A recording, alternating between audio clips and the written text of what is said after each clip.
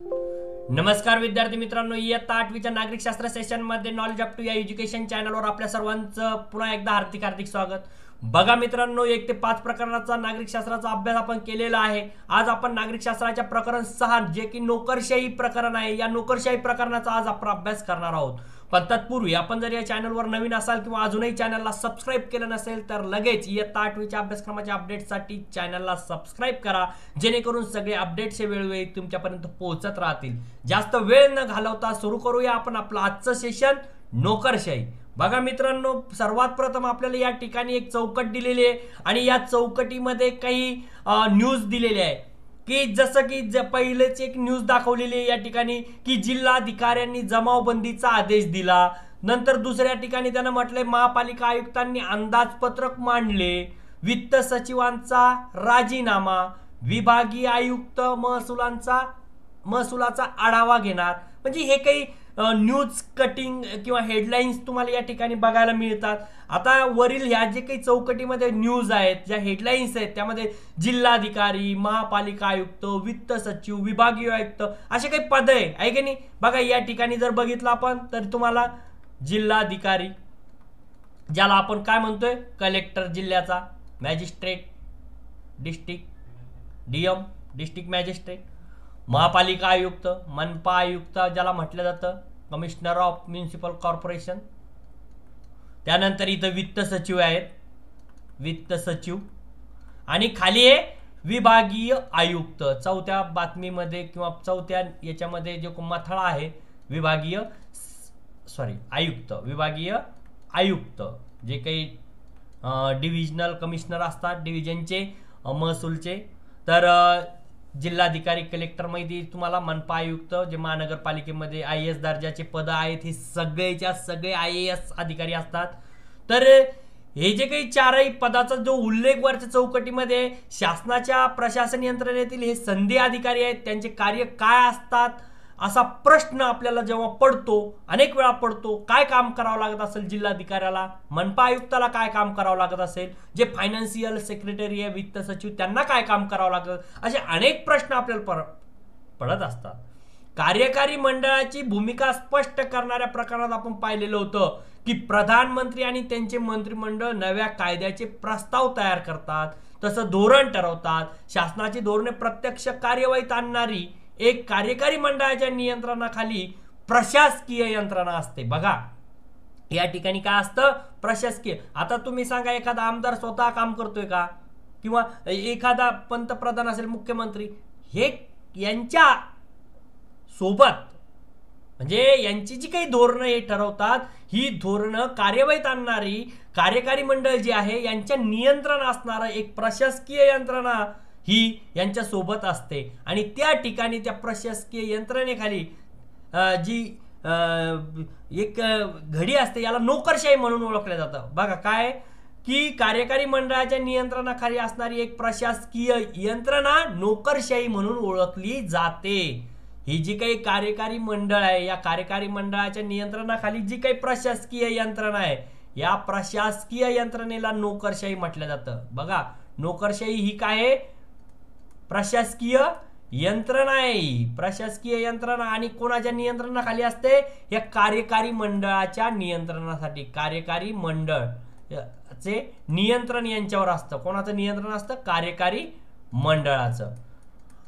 आता कोणत्याही देशामध्ये शासन संस्थेला मूलभूत अशी 2 प्रकारची कार्य करावी लागतात. जी शासन संस्था असते त्याला कोणते 2 कार्य करावे लागतात महत्वाची. एक म्हणजे देशाचं परकीय आक्रमणापासून किंवा अंतर्गत सुरक्षाविषयक धोक्यापासून संरक्षण करणे, आपल्या नागरिकांना सुरक्षित ठेवणे, हे एक पहिलं अग्रस्थानी काम करावं लागतं. आणि दुसरं म्हणजे नागरिकांना विविध प्रकारच्या सेवा द्याव्या लागतात. दैनंदिन जीवन सुरळीत चालते की नाही, त्यायोगे समाजाचा विकास कसा साधता येईल, याकडे त्यांना लक्ष द्यावं लागतं. म्हणजे ही की 2 महत्वाची कामं आहेत. ही 2 महत्वाची कामं यांना पार पाडावी लागतात. 2 महत्वाची कामे आपण बघितलेली आहे. कोणती कोणती आहे 2 महत्वाची कामे, म्हणजे एक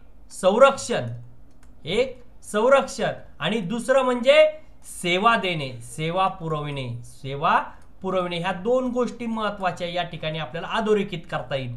की देशाचं परकीय आक्रमणापासून अंतर्गत धोक्यापासून संरक्षण करणे आणि विविध प्रकारच्या सेवा पुरवणे, समाजाचा विकास त्याद्वारे साधणे।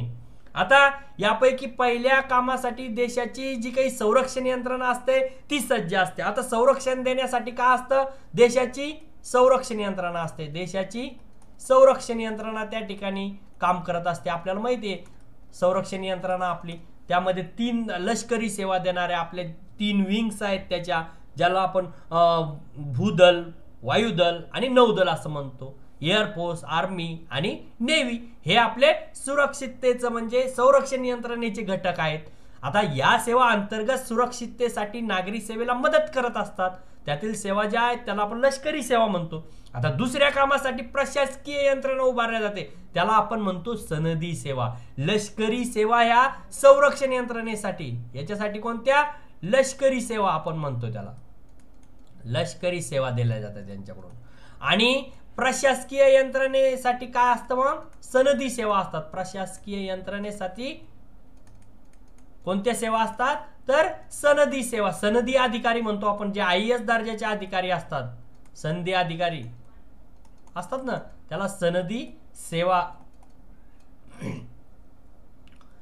बघा आता संसदीय जी काही लोकशाही आहे या संधी लोकसेवकांच्या मोठ्या यंत्रणेलाच काय म्हटलं जातं, मग संधी सेवक जे आहेत, जे प्रशासकीय यंत्रणेचे घटक आहेत, याला नोकरशाही असं म्हटलं जातं। संधी सेवकांच्या या मोठ्या यंत्रणेला नोकरशाही असं म्हटलं जातं, हे या ठिकाणी आपल्याला लक्षात ठेवायचंय। नोकरशाही म्हणजे काय, तर प्रशासकीय यंत्रणा जी उभी केल्या जाते विविध प्रकारच्या कार्यकारी मंडळाच्या नियंत्रणाखाली, त्यांना आपण संधी सेवा म्हणतो। आणि सनदी सेवकांची ही जी काही यंत्रणा आहे या यंत्रणेला आपण नोकरशाही म्हणतो। हे या ठिकाणी तुमचं क्लिअर झालं।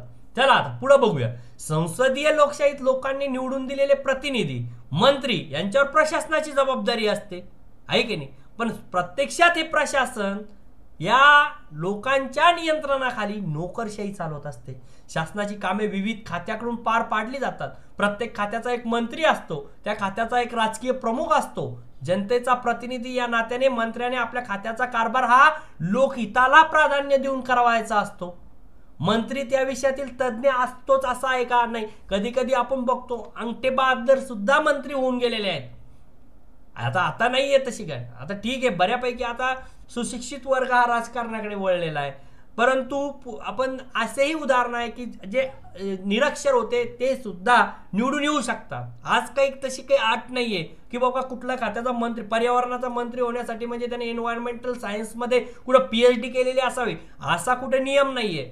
त्यामुळं त्या मंत्र्याला त्या खात्याचं पूर्ण ज्ञान असेल, तो त्यात तज्ञ असेल असं नसतं। मग व्यापक लोकहित काय आहे याची जाणीव मात्र त्याला असते।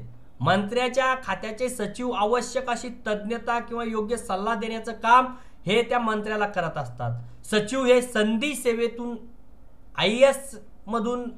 IAS दर्जाचे असतात ते सचिव, आणि हे संधी सेवेतून नेमले जातात। लोकांची इच्छा, प्रशासकीय तज्ञता यांचा समन्वय अशा प्रकारे संसदीय पद्धतीमध्ये हा साधला जात असतो। आता नोकरशाहीचे स्वरूप बघूया आपण।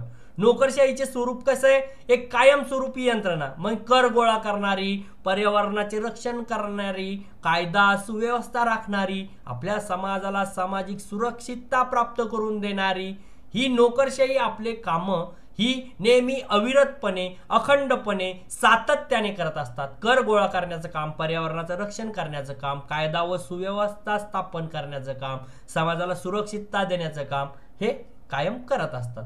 दर निवडणुकानंतर नवे पंतप्रधान येत असतील, नवे मुख्यमंत्री येत असतील, त्यांचं मंत्रिमंडळ येत असत, येऊ शकतं ना, दर वेगवेगळं येऊ शकतं दर 5 वर्षांनी, परंतु त्यांच्या नियंत्रणाखाली नोकरशाही बदलत नाही। तिचं अस्तित्व जिचं आहे, तिचं एक्झिस्टन्स जे आहे ते कसं आहे, चिरकाल आहे, कायम आहे। म्हणजे जवळपास त्यांच्या वयाची एक पर्टिक्युलर वर्ष पूर्ण केल्याशिवाय ते रिटायर होत नाही। जसं की सर्वसामान्य पाहतो आपण वयाच्या 58व्या वर्षी अधिकारी वगैरे हे रिटायर होत असतात, आहे की नाही।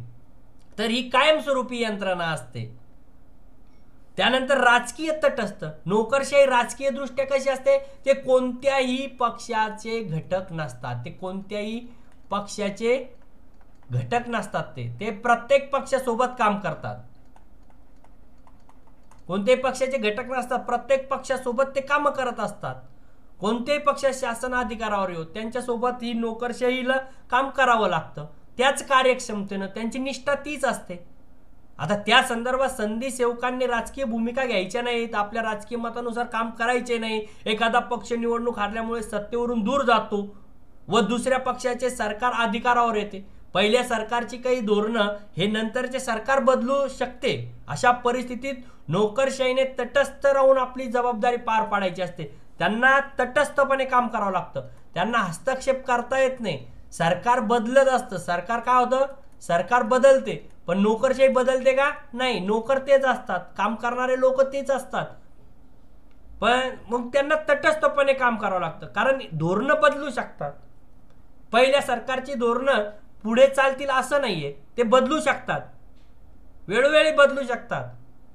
आता एकच सरकार सुरुवातीला एक धोरण आहे, ते नंतर बदलू शकतं, पण त्या धोरणाला कुठंतरी त्या धोरणानुसार काम करणं या सेवकांचं, या नोकरशाहीचं काम असतं. आता अनामिकता बघूया. काय अनामिकता? अनामिकता म्हणजे काय? आता या ठिकाणी बघा, एखाद्या धोरणाच्या यश किंवा अपयशाला नोकरशाहीला थेटपणे जबाबदार न ठरवता त्याचे स्वरूप अनामिक ठेवणे होय. अनामिकता म्हणजे काय? एखादं धोरण असेल, मग त्या धोरणाला यश येतं किंवा अपयश येतं, मग याला थेटपणे जबाबदार कोणाला पकडायचं? नोकरशाहीला पकडायचं का? नाही, तर ते अनामिक ठेवणे असतं. आपल्या खात्याचा कारभार कार्यक्षमतेने चालवणे ही मंत्र्याची जबाबदारी असते, तशी शपथही त्यांनी घेतलेली असते. परंतु एखाद्या खात्याच्या अकार्यक्षम कारभारालाही मंत्र्यांनाच जबाबदार धरलं जातं. बघा, आता त्याची जबाबदारी असते ना, तो जबाबदार असतो, तो निर्णय घेणारा असतो. संधी सेवकावर जाहीर टीका होत नाही, कारण त्याला त्या मंत्र्याच्या नियंत्रणाखाली काम करावं लागतं. हे त्याच्या मागचं धोरण तुम्ही लक्षात घ्या. कारण मंत्री निर्णय घेतो, हे करायचं, ते करावं लागतं. याला तटस्थपणे तो काम करतो. स्वतःचे मत त्याला ठीक आहे, त्याला विचारात घेतल्या जातं, परंतु त्याला स्वतःचं मत तिथं लादता येत नाही. त्याला तटस्थपणे काम करावं लागत असतं, म्हणून त्याच्यावर जाहीरपणे टीका होत नाही. संसद ही खात्याच्या गैरव्यवहारासाठी मंत्र्यांना जबाबदार धरते. या संदर्भातील उत्तरदायित्व मंत्री स्वतः घेत असतात. नोकरशाहीला या ठिकाणी काय मिळतं? संरक्षण मिळतं. नोकरशाहीला काय असतं? संरक्षण. नोकरशाही संरक्षित असते, तर इथं संरक्षण मिळतं. नोकरशाही संरक्षण असतं, मंत्र्याला मात्र जबाबदार धरल्या जातं. हे या ठिकाणी आपल्याला लक्षात घेता येईल. आता भारतीयातील नोकरशाहीचे महत्व बघूया. भारतात नोकरशाहीची रचना अतिशय व्यापक, गुंतागुंतीची आहे. स्वातंत्र्योत्तर काळापासून अनेक महत्वाचे बदलही त्यामध्ये केले गेलेले आहेत. त्याची अंमलबजावणी या यंत्रणेने प्रभावीपणे केलेली सुद्धा आहे. आज आपल्याला जे अनेक चांगले सामाजिक बदल दिसतात, त्याचे कारण म्हणजे भारतीय नोकरशाहीने ते धोरणाच्या अंमलबजावणीतून सामान्य नागरिकापर्यंत ते पोहोचवलेले आहेत. आता या नोकरशाहीमुळे राज्य व्यवस्थेला स्थैर्य मिळते, स्थिरता लाभते. पाणी पुरवठा, सामाजिक स्वच्छता, वाहतूक, आरोग्य, सोयीसुविधा, शेती सुधारणा, प्रदूषणाला प्रतिबंध मिळत असतात या सगळ्या याच्यातून. त्यामुळे समूहाच्या दैनंदिन जीवनाला काय होतं? स्थिरता प्राप्त होते. दुसरं असं की नोकरशाही ही सुद्धा समाज परिवर्तनाचं एक साधन मानलं जातं. आता स्त्रिया असतात, त्या स्त्रियांचं सक्षमीकरण, बालकांचं संरक्षण, दुर्बल जे घटक आहे यांच्यासाठी योजना, याबाबत शासन कायदे करतं. ते प्रत्यक्षात आणण्याचं काम, त्याची अंमलबजावणी करण्याचं काम, त्याच्यावर कार्यवाही करण्याचं काम कोण करतं? हे नोकरशाही असते. नोकरशाही प्रत्यक्षात काम करते. प्रत्यक्षात काम कोण करतं? नोकरशाही करत असते. आणि धोरणाच्या अंमलबजावणीतून सामाजिक बदल हे घडून येत असतात. आता नोकरशाही समाजाच्या लोकशाहीकरणाच्या प्रक्रियेतही महत्वाची भूमिका असते. राखीव जागांचं धोरण राखीव जागांचे धोरण राबवल्याने अनेक दुर्लक्षित काही समाज घटक आहे, समाजातील घटक आता ते मुख्य प्रवाहात आले आहेत. निर्णय प्रक्रियेतील त्यांचाही सहभाग वाढला आहे. त्यामुळे समाजाचे लोकशाहीकरण होण्यासाठी जसे प्रगतिशील कायदे, धोरण याची आवश्यकता असते, तशी नोकरशाहीच्या कार्यक्षम सहभागाची सुद्धा आवश्यक आहे. म्हणजे सहभाग असावा. सहभाग कसा असावा? सहभाग असावा लागतो त्यांचा. कसा? कार्यक्षम. सहभाग कसा असावा? त्यांचा सहभाग असावा लागतो कार्यक्षम सहभाग. म्हणजे त्यांचं जे काही धोरणं असतात ते यशस्वी करण्यासाठी या नोकरशाहीचा या ठिकाणी लोकशाही बळकट करण्यासाठी कार्यक्षम सहभाग महत्वाचा असतो. आता आपण बघणार आहोत सनदी सेवांचे प्रकार. बघा आता सनदी सेवा, जे काही संधी सेवा आहेत आपल्या भारतामध्ये, या संधी सेवांचे जे काही प्रकार आहेत ते प्रकार बघूयात आपण. आता संधी सेवांचे मुख्यतः किती प्रकार आहेत? 3 प्रकार आहेत. किती प्रकार आहेत? 3 प्रकार. कोणते कोणते ते आपण आता बघणार आहोत. त्यामध्ये पहिलं जर सांगायचं म्हटलं तुम्हाला तर पहिला प्रकार आहे अखिल भारतीय सेवा. अखिल भारतीय सेवा ज्याला म्हटलं जातं, अखिल भारतीय सेवा. असे किती प्रकार आहे? एकूण 3. ऑल इंडिया सर्व्हिसेस याला म्हटलं जातं. त्यातलं पहिलं बघा, अखिल भारतीय सेवा पहिलं पाहतो आपण. आता या अखिल भारतीय सेवामध्ये ऑल इंडिया सर्व्हिसेस मध्ये परत 3 प्रकार पडतात. एक भारतीय प्रशासकीय सेवा, ज्याला इंडियन ऍडमिनिस्ट्रेटिव्ह सर्व्हिसेस, IAS अधिकारी म्हणतो आपण, कलेक्टर वगैरे हे असतात ते. त्यानंतर IPS, इंडियन पोलीस सर्व्हिसेस, भारतीय पोलीस सेवा. आणि तिसरं म्हणजे IFS, ज्याला आपण इंडियन फॉरेस्ट सर्व्हिसेस, भारतीय वन सेवा असं म्हणतो. ह्या झाल्या अखिल भारतीय सेवा, all India services, IAS, IPS आणि IFS. आता यानंतर केंद्रीय सेवा, दुसरा जो प्रकार कोणता आहे आपला? केंद्रीय सेवा. आपण अखिल भारतीय सेवा पाहिलं, IAS, IPS आणि IFS. केंद्रीय सेवामध्ये 2 प्रकार येतात, एक IFS आणि IRS. आता F, हे F आणि हे F. This F for forest आणि दिस फॉर फॉरेन, हे फॉरेन साठी. इंडियन फॉरेन सर्व्हिसेस, ज्याला भारतीय विदेश सेवा म्हणतात मराठी, आणि ही इंडियन रिव्हेन्यू सर्व्हिसेस, भारतीय महसूल सेवा, IRS. आणि तिसरं जे सेवा आहे ते म्हणजे राज्य शासनाच्या अखत्यारीत येणाऱ्या जे काही उपजिल्हाधिकारी म्हणजेच